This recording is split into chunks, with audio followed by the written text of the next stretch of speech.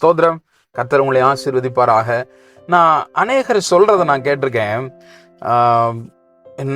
என்னுடைய கம்பெனியில் பாஸ்டர் இப்படி இருந்தால் தான் பாஸ்டர் இருக்க முடியும், எல்லாரும் இப்படி தானே பாஸ்டர் இருக்காங்க, இது பிஸ்னஸ் எத்திக்ஸ் பாஸ்டர், இப்படி இருந்தால் தான் நம்ம பிஸ்னஸே செய்ய முடியும், அப்படி இருந்தால் தான் நம்ம சம்பாதிக்கவே முடியும். ஆனால் காலேஜில் எல்லாரும் இப்படி தானே இருக்காங்க, இப்படி இருந்தால் தானே ஃப்ரெண்ட்ஸ்லாம் என்னை அக்செப்ட் பண்ணுவாங்க. ஏன் அவங்கள பாருங்கள், அவங்களும் பிலீவர் தானே, அவங்க அப்படி தானே செய்கிறாங்க.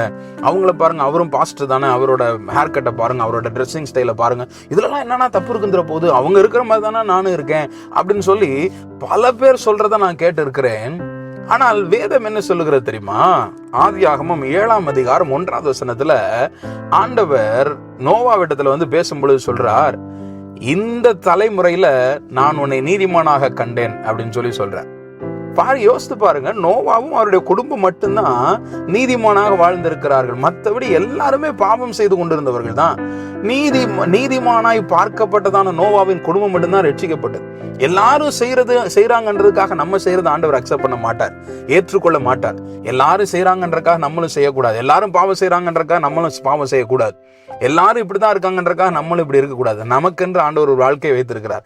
அவர் முன்மாதிரியாக வைத்து விட்டு போயிருக்கிறார். பிரியமான தேவனுடைய பிள்ளைகளே, இந்த மொத்த உலகமும் அவருக்கு விரோதமாக இருந்தாலும், பாவம் செய்கிற உலகமாக இருந்தாலும், உங்களை அழைத்த தெய்வம் உங்களை எப்படி விரும்புகிறாரோ அப்படி வாழுங்க. அப்பொழுது கர்த்தர் உங்களை ஆசீர்வதிப்பார். நீங்க உங்களுடைய தலைமுறையில ஆண்டவர் நீதிமானாக காண்கிறவர்களாக வாழுங்கள்.